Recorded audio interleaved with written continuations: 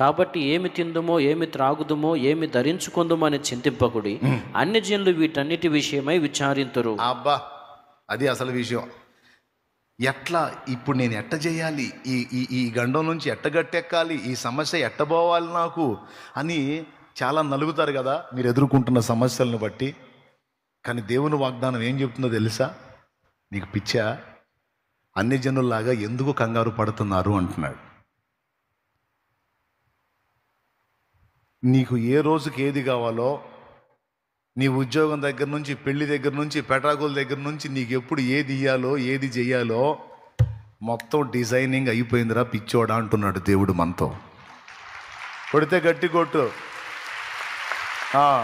ఇంకా చాలు, మళ్ళీ నీరసం వచ్చింది. దేవునికి స్తోత్రం, హల్లెలూయా. అర్థమైందా? ఇవన్నీ నీకు కావాల్సినవి అన్నీ అయిపోయింది ముందే. ఇక నువ్వు వాటి గురించి అనాల్సిన అవసరం లేదు, అయిపోయింది అది. నువ్వు ఏనాడైతే ఆయన రాజ్య పౌరుడివి, పౌరురాలివి అయ్యావో నీ కథ మారిపోయింది. ఇప్పుడు నీ నాయకుడు మారిపోయాడు, నీ పాలకుడు మారిపోయాడు, నీ పోషకుడు మారిపోయాడు. ఎవరు నీ పోషకుడు అంటే దేవుడే. ఇక ఇప్పుడు దిగులు పట్టం, విచార పట్టం, కృంగిపోవటం, కుమిలిపోవటం కాదా. ఏసయ్యలాగా, ఏసయ్య దేని గురించి అన్న ఆందోళన పడ్డాడా? పాపం పిల్లలకి అన్నానికి లేదు, వస్త్రానికి లేదని ఏమన్నా ఎప్పుడన్నా దిగులు పడ్డాడా? వీళ్ళు ఆకలి కొని ఉన్నారు, త్రోవలో మూర్చపోవుదురేమో, వాళ్ళకి భోజనం పెట్టి పంపండి అన్నాడు. ఏంది భోజనమా ఇంతమందికి? ఏంది ప్రభువా, ఇంతమందికి ఆహారం అంటే కనీసం 200 దేనారాలు కావాలి, ఏం సామాన్యమైన విషయం అనుకోండి. కాచి గుంపు ఉన్నారా? ఇంత పెద్ద గుంపుకి ఫుడ్ అంటే అది చిన్న విషయం కాదు. మీ దగ్గర ఏమైనా కలదా అన్నాడు. ఓ చిన్నోడు 5 రొట్టెలు 2 చేపలు తీసుకొచ్చి ఇచ్చాడు. వాళ్ళ అమ్మ ఇచ్చింది వాడికి. ఏసై మాటలు వినటానికి పోతున్నావు, ఆకలేనప్పుడు తినరా అని. ఆ మాటల్లో పడి తిండి కూడా మర్చిపోయాడు. 5 రొట్టెలు 2 చేపలు అవి తీసుకొచ్చి ప్రభువుకి ఇచ్చాడు. ఇదిగో ఇవి ఉన్నాయని. అవి తీసుకొని కృతజ్ఞతాస్తుతులు చెల్లించి అద్భుతం చేసి అందరి కడుపులో నింపి ఆ మిగిలిన ముక్కలు మొత్తం నీట్గా ఒక్కటి కూడా పోకుండా మొత్తం ఏరిపిస్తే 12 గంపలు అయినాయి.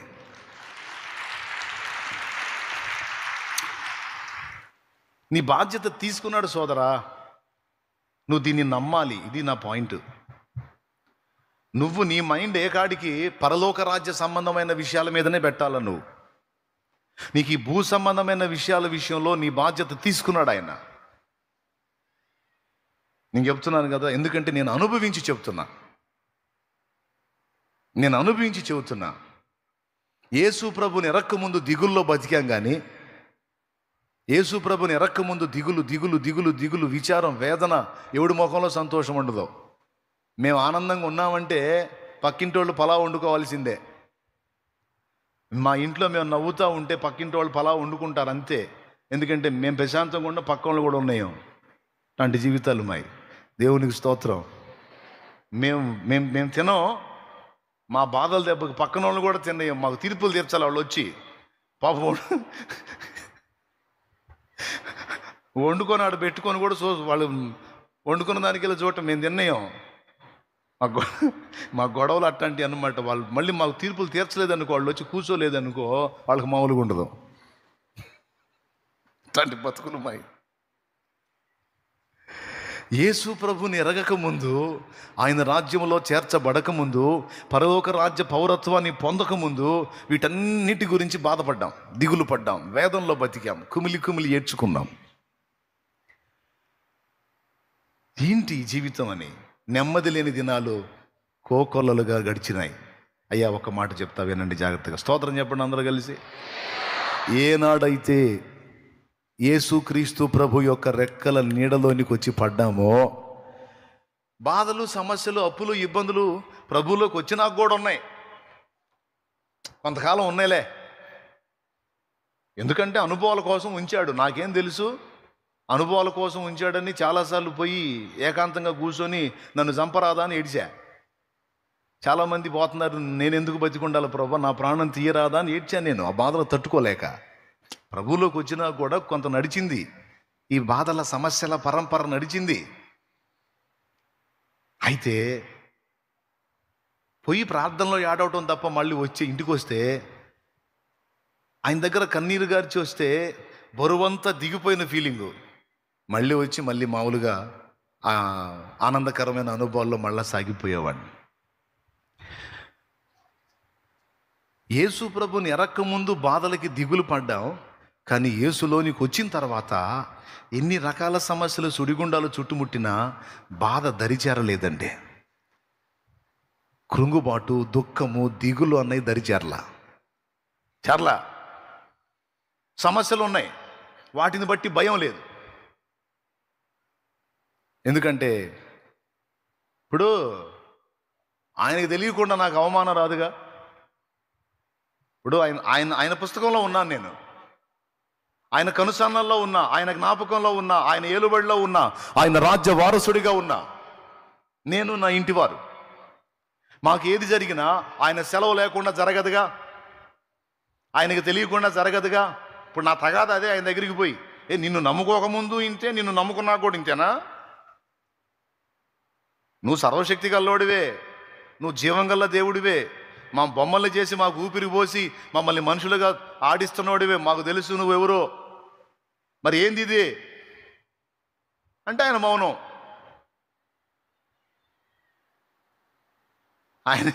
ఆయనేం సమాధానం, ఆయన మౌనం. ఆయన మౌనం అర్థం కాక గందరగోళం అయ్యా. ఎందుకు ఆయన మౌనం అంటే, ఇంత పెద్ద ప్రణాళిక ఆయన కలిగి ఉన్నాడు, ఇలాంటి కార్యాన్ని ఆయన చేయబూనుకున్నాడు. అసలు ఇది ఎవరు ఊహించారండి? ఈ జీవితం అసలు ఈ జీవితం ఎవరు ఊహించారు? నేను అనేవాడిని ఇలాగ ఒక పాత్రనయ్యి ఇలాగ ఆయన చేతిలో వాడబడతానని కలలో కూడా అనుకోలే. దేవుడి కృప వల్ల దేవుడు నాకు ఇచ్చిన పాటలన్నీ నా అనుభవాలే చాలా వరకు. మనుషుల మనసులలో ఏ చోటు లేకున్నా, మంచిదైన నీ మదిలో నాకు చోటునిచ్చావు.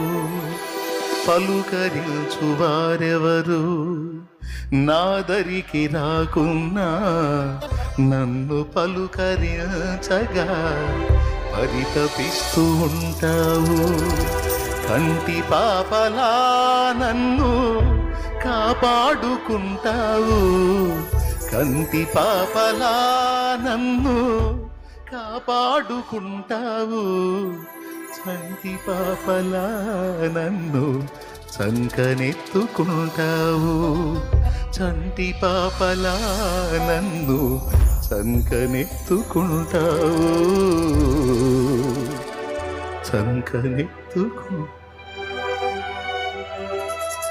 ఇలా ఎత్తుకుంటాడు అనుకోలే నేను.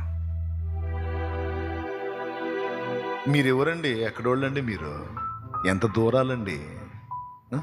ఎలాంటి ప్రాంతాల నుంచి వచ్చారండి మీరు? మీ మనసులో నాకు ఈ స్థానం ఏందండి? నా సొంత ఇంటి వాళ్ళే ఏం బతుకురా నీదన్నారు, నీది ఒక బతుకేనంటరా అనిపించుకున్నాండి నేను. ఇన్ని గుండెల్లో చోటేందండి? ఇన్ని మనసుల్లో స్థానం ఏంది? అసలు ఈ అనుభవాన్ని ఊహించగలనా నేనున్న పరిస్థితుల్లో? ఆనాడు చూడు ఎట్లా సిద్ధపరిచాడో, ఆ చేదైన అనుభవాల్లో గుండా తీసుకెళ్ళి ఏందయ్యా అని విలవిలలాడతా, ఏందయ్యా ఏందయ్యా ఏందయ్యా అంటే మౌనం. నీ తెలియలే పారా, ఏందయ్యా పోయేది? చచ్చిపోయేటట్టు నా నీ వేదం దెబ్బకి, నీకేం కాదుబా. నా తండ్రి నీకు కూడా అలా దాచిపెట్టి ఉంచుతాడు, నా తండ్రి నీకు కూడా అలా దాచిపెట్టి ఉంచుతాడు. ఏం నమ్మవా? అన్యాయస్తుడా? అరే ఆయన ఎరగని అన్యులకే అన్ని కడుపు నిండా పెడుతున్న దేవుడు, ఆయన ఎరగని అన్యులకే సమస్తాన్ని ఇస్తున్న దేవుడు, ఆయన నెరిగి ఆయన రాజ్య పౌరుడివై పౌరురాలివై ఆయన రెక్కల నీడలో ఆశ్రయం పొందిన నిన్ను మర్చిపోతాడా? నిన్ను విడిచిపెడతాడా? నిన్ను అశ్రద్ధ చేస్తాడా? నిన్ను త్రోసేస్తాడా? నిన్ను ఎలా కనపరచాలో తెలుసు, నీకు ఎప్పుడెప్పుడు ఏదేది అందేటట్టు చేయాలో దేవునికి తెలుసు. ఇవన్నీ నీకు తెలుసా? నాకు తెలుసు. ప్రాక్టికల్గా 22 సంవత్సరాలుగా ఆయనను అనుభవిస్తున్నాను. అనుసరించడం కాదు, ఏకంగా అనుభవిస్తున్నాను ఆయన్ని, ఆయన రెక్కల నీడలో ఉన్న ఆదరణని. మారానుభవం మధురముగా మార్చగలవు నీవు.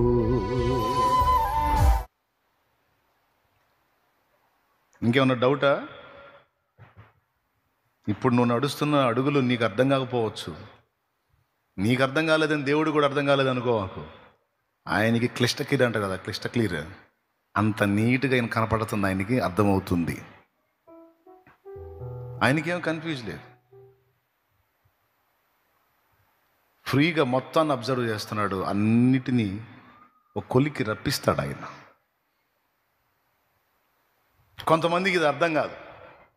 అయితే నేను మీకు చెప్పేది ఏంటంటే, ఎప్పుడైతే నువ్వు ఆయన రాజ్య పౌరుడు అయ్యావో, ఆయన రాజ్య వారసురాలి అయ్యావో, ఈ భూ సంబంధమైన ఆలోచన తీసేసేయి అంటున్నాను నేను. అంతే, ఒకటే మాట. నా పిల్లలు ఎట్లనో, నా పిల్లలు, అరే నీ పిల్లలు జల్లంగుండ ఏడికి పోతారు నీ పిల్లలు, నువ్వు ఘోరగా, అరే నిన్నే రెక్కల చాటును పెట్టుకున్నాడు, నీ పిల్లల్ని పెట్టుకోడు, నీ పిల్లలకి లైఫ్ ఇవ్వడం, వాళ్ళని నీకు ఇచ్చినోడు వాళ్ళ జీవితాలు వెలిగించడం, వాళ్ళ జీవితాలను బాగు చేయడు, వాళ్ళకి భవిష్యత్తు ఇవ్వడం. అది దేవుణ్ణి ఎరగని నాస్తికులకి అంతసేటు చేస్తున్నాడు, దేవుణ్ణి ఎరిగిన నీకు చేయకుండా ఉంటాడా? నీ పిచ్చితనం కాకపోతే, నీ అవిశ్వాసం, నీ అల్ప విశ్వాసం కాకపోతే, అది దిగులు పడతావు, కుమిలి కుమిలి ఏడుస్తూ ఉంటావు, రాత్రులు గందరగోళం అయిపోతూ ఉంటావు. ఎక్కడ ఒంటరితనం వస్తే అక్కడ ఏడుస్తూనే ఉంటావు, నువ్వు ఏడుస్తూనే ఉంటావు. నువ్వు ఏం ఏడుపు? ఎందుకంత నిరాశ? ఎందుకంత నిస్పృహ?